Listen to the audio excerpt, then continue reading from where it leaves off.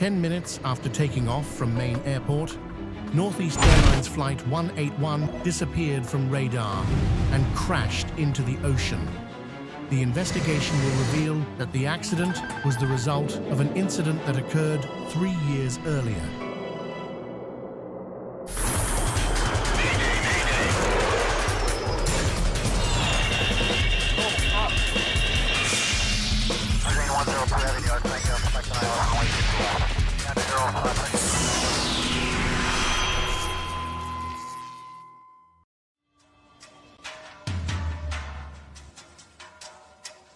We're cleared to land, Northeast 1529. 100. Be careful, Captain. The speed is quite low. 30, 20, 10. Did you feel that? Post-flight checklist, fuel supply cut off, seatbelts. UK engine start and push back.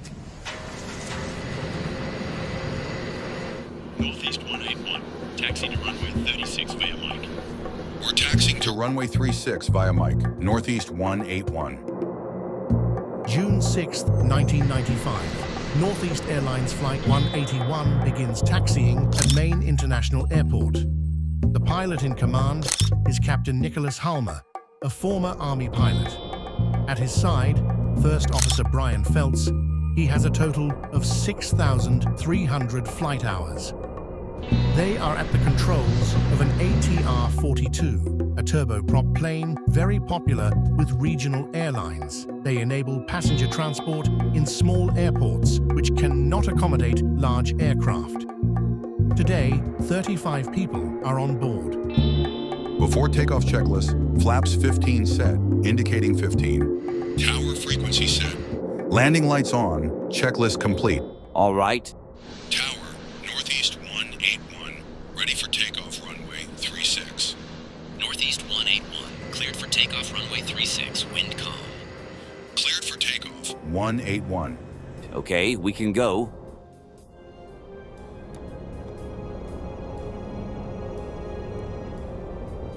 Thrust set.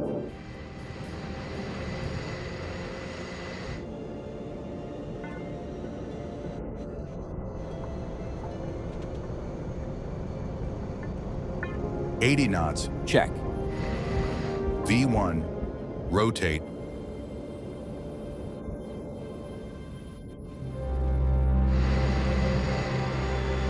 Positive climb.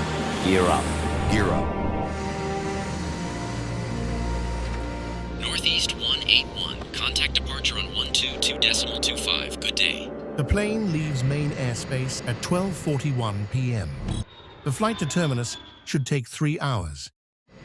10 minutes after takeoff, the plane is at an altitude of 14,000 feet. Maintain flight level and heading. All right. But a few seconds after the last radio transmission, Whoa! the plane suffered a violent shock. What's that? Pull up, pull up. I'm trying. Come on. We're going down. I know.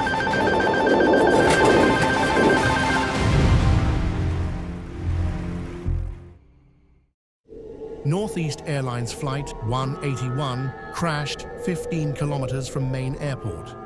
Despite resources deployed to find survivors, none of the 35 people on board survived. How could the plane have crashed? Investigators from the Transportation Safety Board are responsible for answering the question. They first questioned the air traffic controller, who indicated that he had given them instructions to stay at 14,000 feet. This is confirmed by radar, but by observing the radar plot, the investigators make a discovery. The plane appears to split a few seconds before disappearing, which means the plane broke up in mid-flight. By analyzing the positioning of the debris and taking into account the wind that day, investigators concluded that it was the rear part of the plane that broke off first. Then, during the aircraft's spiral descent, the left wing would be detached. Finally, the right wing would also have detached before the impact in the ocean. Now that investigators know how the plane crashed, they must now answer the following question. Why did the rear part of the plane come off, causing the death of 35 people?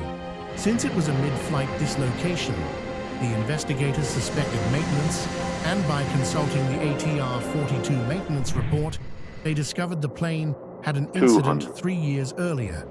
On March 24, 1992, 3 years before the crash of Flight 181, Flight 1529 was on short final at Beach Airport. We're cleared to land, Northeast 1529. 100. Be careful, Captain. The speed is 50. quite low. 40, Except that the 30, plane, upon 20, landing, 10. scrapes the runway. Did you feel that? We call this a tail strike. After the incident, the pilots noted in the maintenance log that an inspection will be necessary at the rear. By questioning the agents who carried out the maintenance, investigators make a shocking discovery.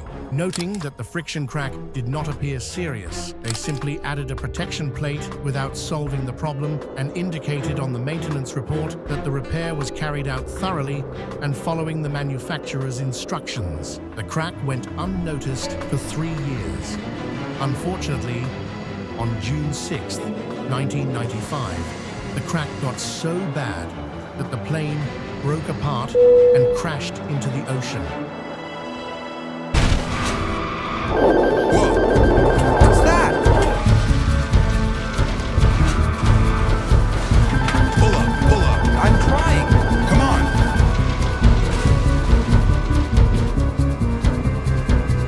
We're going down. I know.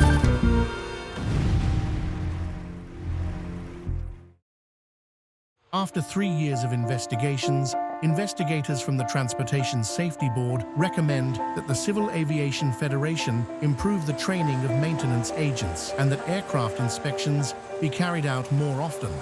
Unfortunately, this did not prevent the occurrence of this type of accident.